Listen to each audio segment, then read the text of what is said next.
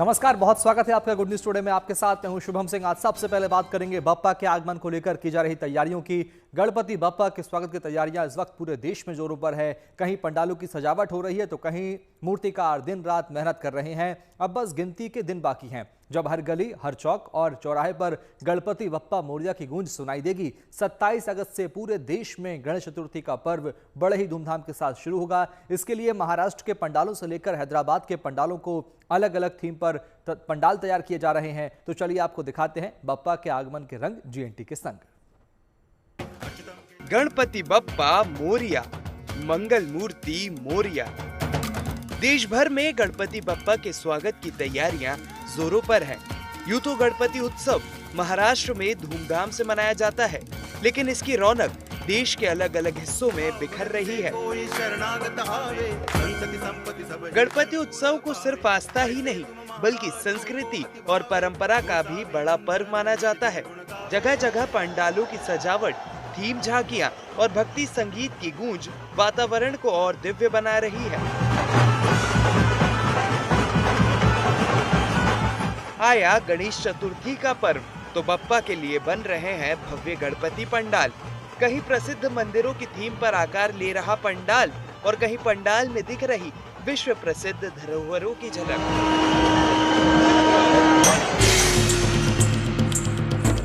इस बार गणपति उत्सव को और खास बनाने की तैयारी है। कई जगह मंडलों ने पर्यावरण संरक्षण का संदेश देने के लिए इको फ्रेंडली गणेश प्रतिमाओं को बढ़ावा दिया जा रहा है।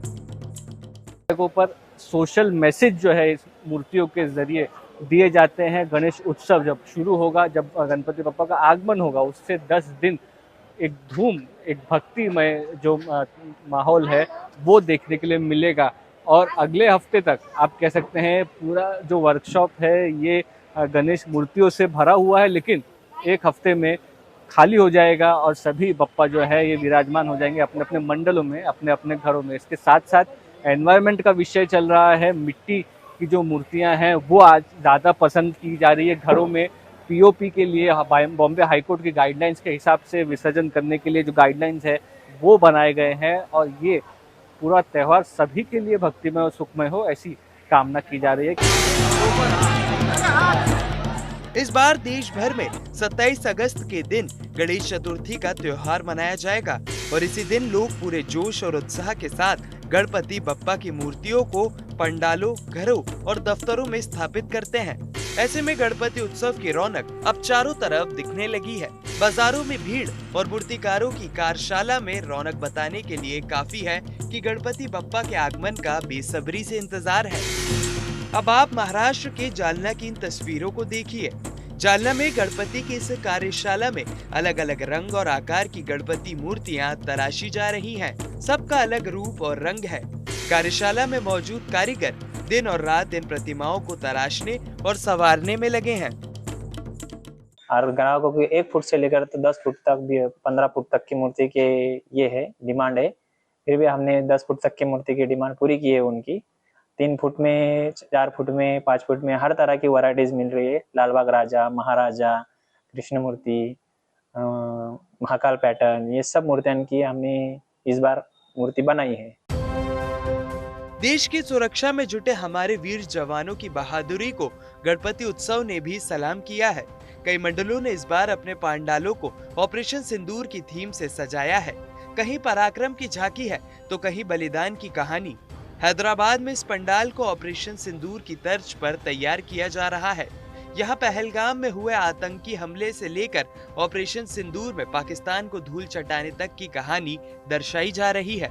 ब्रह्मोस मिसाइल से लेकर S-400 तक के मॉड्स इस पंडाल की शान को बढ़ा रहे हैं। इस पंडाल का मुख्य आकर्षण गणपति बप्पा की मूर्ति है, जिन्हें एक भारतीय जवान की वर्दी पहनाई गई। यानी इस गणपति पंडाल में बप्पा एक भारतीय सैनिक के रूप में विराजमान है।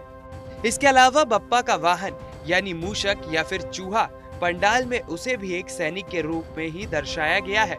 हाथ में बंदूक लिए मूषक इस पंडाल में मौजूद है। महाराष्ट्र से लेकर हैदराबाद तक गणपति उत्सव की तैयारियों के रंग बिखरे हैं, तो उत्तर प्रदेश के प्रयागराज में भी गणपति के आगमन की तैयारियां जोर शोर से हो रही हैं। प्रयागराज में महिलाएं इको फ्रेंडली प्रतिमाएं तैयार कर रही हैं। इन इको फ्रेंडली गणेश प्रतिमाओं को गाय के गोबर से तैयार किया जा रहा है। गणपति जी तो सबके लिए पूजनीय है और हम लोगों के लिए तो ये सर्वोपरि है कि हमारा ये रोजगार भी है और ये सबकी मुरादें पूरी करे और सब लोग हमारा कहना तो ये है कि ये पर्यावरण को शुद्ध रखने में सहायक है, इसलिए सभी को सिर्फ गोमय ही मूर्ति की स्थापना करनी चाहिए। आने वाले 27 तारीख को हमारा गणेश चतुर्थी का पावन पर्व है, जिसके लिए हम लोगों ने आज के लगभग 3 से 4 महीने पहले से शुरुआत करी थी और गाय के गोबर से, देसी गाय के गोबर से मूर्तियां तैयार की हैं। हरितालिका तीज और गणेश चतुर्थी दोनों पर्व एक के बाद एक आते हैं। अगले ही दिन तीज के अगले ही दिन गणेश चतुर्थी का रहता है, तो हम लोग हरितालिका तीज पे शिव परिवार और गणेश उत्सव के लिए गणेश जी तैयार किए हुए हैं और ये विशुद्ध गाय के गोबर से बनाए गए हैं। असम के गुवाहाटी में भी गणेश उत्सव के रंग बिखरे हैं। यहाँ 41 फीट ऊंची गणेश प्रतिमा तैयार की जा रही है। दावा किया जा रहा है कि ये प्रतिमा नॉर्थ ईस्ट में अब तक की सबसे ऊंची गणेश प्रतिमा होगी। गणपति बप्पा सिर्फ विघ्नहर्ता ही नहीं बल्कि मंगलकर्ता भी हैं। आस्था, संस्कृति और परंपरा से जुड़े इस उत्सव में जब भक्ति की लहर उमड़ती है तो हर गली मोहल्ला गणेशमय हो जाता है। इस बार बप्पा की भक्ति में देशभक्ति की ऊर्जा भी शामिल हो गई है और यही है गणपति उत्सव की सबसे बड़ी ताकत। गणपति बप्पा मोरया, मंगल मूर्ति मोरया। मुंबई से मुस्तफा शेख के साथ bureau report, good news today.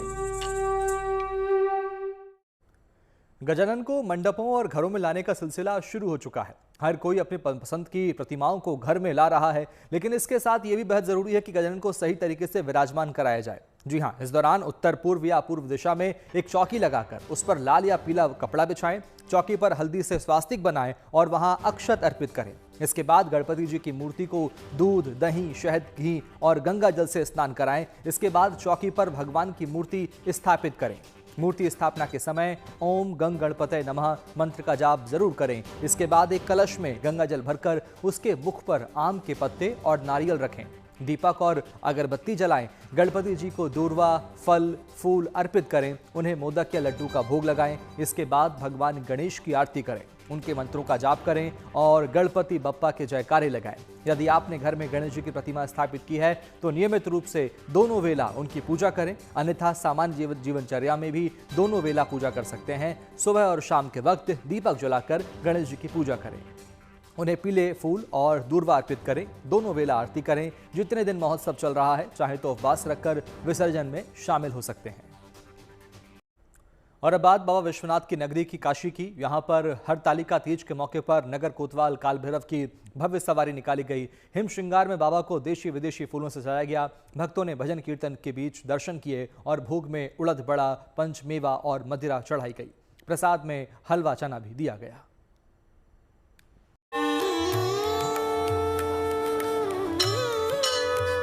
नैनों में काशी बसे, जीवन सुख आधार, विश्वनाथ काशी करे, नमन तुम्हें साकार।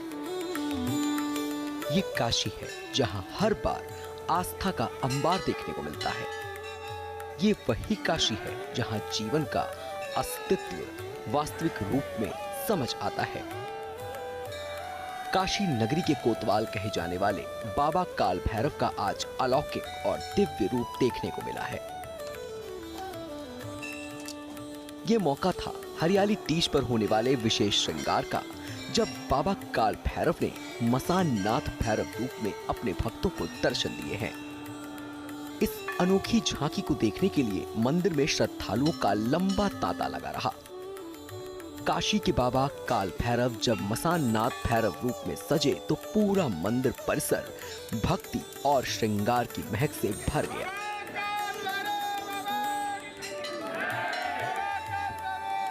हरियाली तीज के अवसर पर बाबा का अलौकिक हिम श्रृंगार किया गया, जिसमें कामिनी की पत्तियों, रजनीगंधा, गेंदा और देश विदेश से आए फूलों से बाबा को सजाया गया।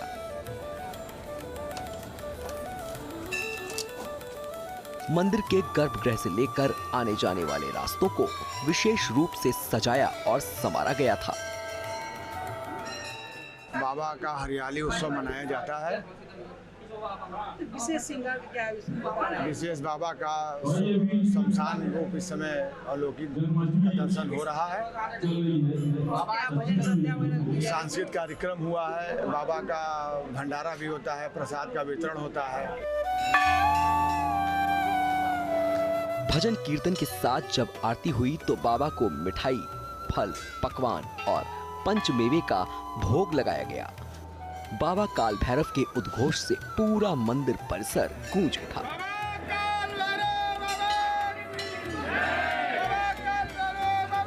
बाबा के कपाट खुलते ही श्रद्धालुओं की भीड़ उमड़ पड़ी। हरियाली श्रृंगार में बाबा का रूप महामसान के रूप में सजाया गया। बाबा को 5 तरह के फल, पंचमेवा, उड़द का बड़ा और मंदिर का भोग लगाया गया था। भक्तों को प्रसाद के रूप में सूजी का हलवा और चना दिया गया। श्रृंगार अलौकिक है और हर साल की भांति इस बार हरियाली उत्सव मनाया गया है। श्रद्धालुओं के लिए ये अवसर किसी पर्व से कम नहीं था। मंदिर की भव्य झांकी और अलौकिक श्रृंगार ने हर भक्त को आध्यात्मिक अनुभव करवाया। मसान नाथ के रूप में बाबा काल भैरव के इस अनोखे श्रृंगार ने एक बार फिर ये साबित कर दिया कि काशी सिर्फ एक शहर नहीं बल्कि आस्था और अध्यात्म की जीवंत भूमि है।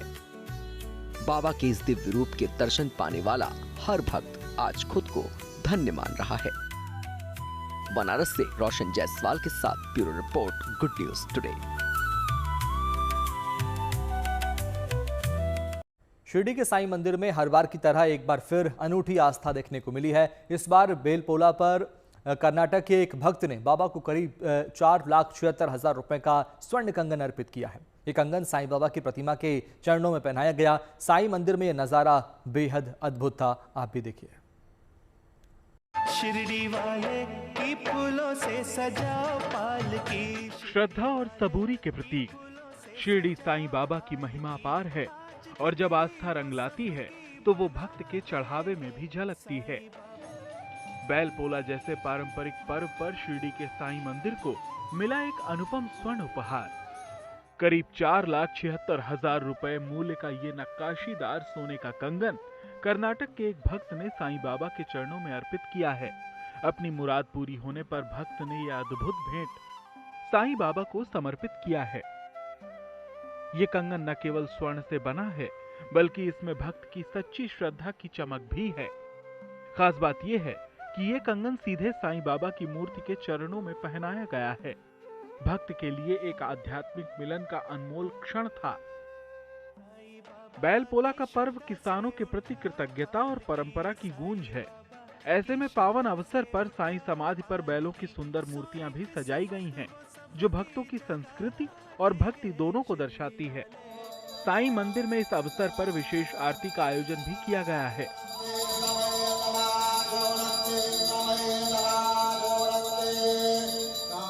दीपों की रोशनी, मंत्रों की गूंज और हजारों भक्तों की एकाग्र श्रद्धा ने माहौल को दिव्यता से भर दिया है।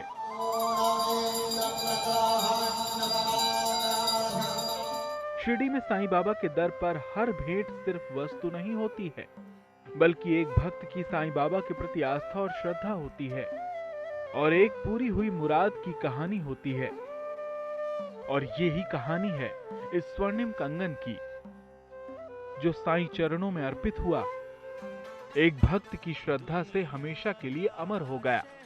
शिरडी से नितिन मिरांडे के साथ bureau report, good news today. और अब बात करते हैं अंतरिक्ष के सफरनामे की। आज देश भर में नेशनल स्पेस डे मनाया जा रहा है। इस मौके पर देश के वैज्ञानिकों की उपलब्धियों और उनके योगदान को याद किया गया। इसके साथ ही दिल्ली के नेहरू तारामंडल में नई आर्यभट्ट गैलरी का शुभारंभ किया गया। इस गैलरी में बेहद ही मजेदार तरीके से लोगों को खगोल से जुड़ी जानकारियां मिल सकेंगी। इसका शुभारंभ भी स्पेस हीरो शुभांशु शुक्ला ने किया है। देखिए खास रिपोर्ट।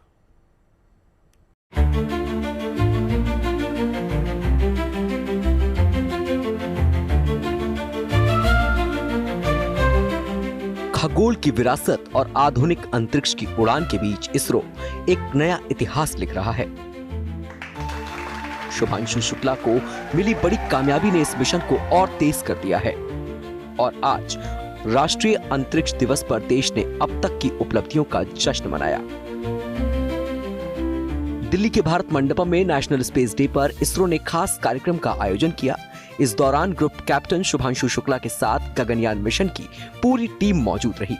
इन सभी स्पेस योद्धाओं का पीएम मोदी ने भी हौसला बढ़ाया। आर्यभट्ट से गगनयान तक, इसमें अंतरिक्ष के रहस्यों से लोगों को जोड़ने के लिए, उन्हें करीब से समझने के लिए आज एक बड़ी शुरुआत की गई। हमारे महान खगोलविद और गणितज्ञ आर्यभट्ट के नाम पर एक गैलरी का उद्घाटन किया गया। इसका शुभारंभ शुभांशु के शुभ हाथों से ही हुआ। ये गैलरी प्राचीन खगोल विरासत से लेकर आधुनिक अंतरिक्ष मिशन की कामयाबियों को समेटेगी। आर्यभट्ट गैलरी में इंटरैक्टिव और इमर्सिव अनुभवों से लोगों को अंतरिक्ष के रहस्यों को समझने का मौका मिलेगा। यहाँ पर वे स्पेस को अनोखे और मजेदार अंदाज में समझ पाएंगे। आर्यभट्ट गैलरी में नई पीढ़ी तारों की ओर देखकर खुद को एक बड़े ब्रह्मांडीय सफर का हिस्सा महसूस कर सकेगी। Scale of the universe model पर गैलरी आधारित है। इसमें सूक्ष्म कणों से लेकर आकाश गंगाओं के विशाल जाल तक की यात्रा लोगों को करवाई जाएगी। कॉस्मिक टाइमलाइन के ब्रह्मांडीय इतिहास को भी कैलेंडर टाइमलाइन में दिखाया जाएगा। एक्सपैंडिंग यूनिवर्स और रेड शिफ्ट इंटरैक्टिव मॉडल्स के जरिए हबल की खोज समझाई जाएगी कि ब्रह्मांड लगातार कैसे फैल रहा है। आकाश गंगा की तरह विज्ञान की अनंत यात्रा में भारत की कामयाबी यूं ही जारी रहेगी। Bureau report, good news today. और अब आपको दिखाते हैं रोमांच के खेल की दास्तां। आपको दिखाते हैं स्काई डाइविंग के जरिए आसमान में हवा से बातें करने की तस्वीरें और बताते हैं किस तरह इसकी लोकप्रियता परवान चढ़ रही है। देखिए रिपोर्ट।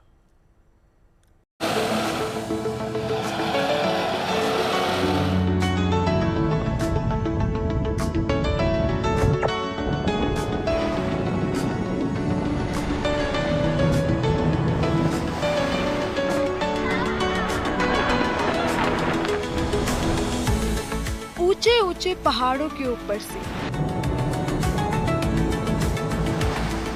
धरती से सैकड़ों फीट ऊपर, पहाड़ों के बीचों बीच ये शानदार उड़ान बेहद रोमांचक लगती है। विंग सूट के सहारे अनंत आसमान में इस तरह की उड़ान को अंजाम देना सबके बस की बात नहीं, लेकिन जो लोग इस कारनामे को अंजाम देते हैं वो बखूबी जानते हैं कि इस रोमांच को हासिल करने के लिए कितनी पुख्ता तैयारी करनी पड़ती है। ये तस्वीरें दक्षिण अफ्रीका के मशहूर स्काईडाइवर जॉ जैक वेलिस की है, जो इन दिनों इस क्षेत्र में बुलंदियां हासिल करने में जुटे हैं। तकरीबन 20 साल से स्काईडाइविंग की एक्सट्रीम एरियल स्पोर्ट एक्टिविटी में लगे जैक वेलिस दुनिया के गिने चुने विंग सूट फ्लायर में से एक हैं, जो बेहद खतरनाक और मुश्किल इलाकों में करीबन 203 किलोमीटर प्रति घंटे की रफ्तार से इस तरह उड़ान भर चुके हैं। बेहतरीन ट्रेनिंग और अनुभव की बदौलत जैक वेलिस खुद तो इस उड़ान में महारत हासिल कर ही चुके हैं। उन्हें लगता है कि इसमें कदम रखने की चाहत रखने वाले दूसरे लोगों को भी इसके जोखिम में डरने की जरूरत नहीं है, लिहाजा वे तमाम लोगों को इससे जुड़ने के लिए प्रेरित कर रहे हैं। Skydiving is a very diverse sport. It has a lot of variety. I think there's a bit of a misconception that it's very dangerous or extreme. Most people that do skydive are probably not extreme sports people. They're just normal people that like flying. And it's a very easy sport to get into, especially nowadays with the really good education and equipment, and very easy to get trained up in how to do this sport safely. Sky diving के इस खेल के लिए बेहतरीन शारीरिक fitness और मानसिक एकाग्रता की दरकार होती है। साथ ही इसकी तैयारी कठिन है और ट्रेनिंग काफी महंगी भी है। लेकिन रोमांच के शौकीनों के लिए भला ये चीजें कहाँ मायने रखती हैं? 35 साल के जैक वेलिस फिलहाल 11वीं वर्ल्ड विंगसूट लीग ग्रापी प्रतियोगिता की तैयारी में जुटे हैं, जिसका आयोजन सितंबर में चीन में होने वाला है। साथ ही दक्षिण अफ्रीका को भी इस खेल का केंद्र बनाने की कोशिश में जुटे हैं, ताकि दुनिया भर के स्काई डाइवर्स यहाँ की शानदार पर्वतमालाओं के ऊपर अपने करतबों का इम्तिहान दे सके। Bureau report, good news today. और अब आपको खबर दिखाते हैं एक अनोखे बिल्ले की। दरअसल आपने कभी कुत्तों को पुलिस का साथ देते देखा होगा। आपने जरूर देखा होगा कि डॉगीज पुलिस वाले के कितने भरोसेमंद साथी होते हैं, लेकिन आज आपको दिखाते हैं एक बिल्ले की कहानी जो पुलिस की आंखों का तारा बना हुआ है। इस रिपोर्ट में देखिए। ये बिल्ला बड़ा क्यूट है। वैसे तो तमाम बिल्ले बिल्लियाँ क्यूट ही होते हैं, इंसानों से घुल मिल जाने वाले और अपनी हरकतों से सबका मन मोह लेने वाले, लेकिन इस बिल्ले की तो बात ही जुदा है, क्योंकि ये कोई आम बिल्ला नहीं है, बल्कि पुलिस वाला बिल्ला है, जो इन दिनों चिली के पुलिस फोर्स की आंखों का तारा बना हुआ है और पूरे पुलिस स्टेशन में इस तरह बेफिक्र घूमता रहता है जैसे कोई अफसर राउंड लगा रहा हो। इसकी पैनी निगाहें पुलिस स्टेशन के हर कोने में होती हैं। इसे पुलिस जैसी ड्रेस भी पहना दी गई है और पुलिस वालों ने इसे अपना मैस्कॉट मान लिया है। नेरुतो नाम के इस बिल्ले को पुलिस ऑफिसर क्रिस्टियन गरीडो कुत्तों के हमले से बचाकर पुलिस स्टेशन ले आए। तब से यही इसका ठिकाना बना हुआ है। De guardia y me percaté que había un gatito que estaba huyendo de algunos perros. Entonces como lo vi, que estaba aterrorizado, tenía miedo. Además ese día estaba con mucho frío, no entré. ये बिल्ला केवल police वालों का ही दुलारा नहीं है, बल्कि इलाके में रहने वाले बच्चे भी इसे खूब पसंद करते हैं और जब भी मौका मिलता है तब इसके साथ खेलने के लिए पुलिस स्टेशन आ जाते हैं। इस तरह ये बिल्ला पुलिस और पब्लिक के बीच शानदार सेतु की भूमिका भी निभाने लगा है। Bureau report, good news today. और अभी के लिए यहाँ इतना ही। बाकी अच्छी खबरों के लिए आप देखते रहिए गुड न्यूज टुडे, क्योंकि अच्छी खबरों का सिलसिला यहाँ कभी नहीं थमता। नमस्कार।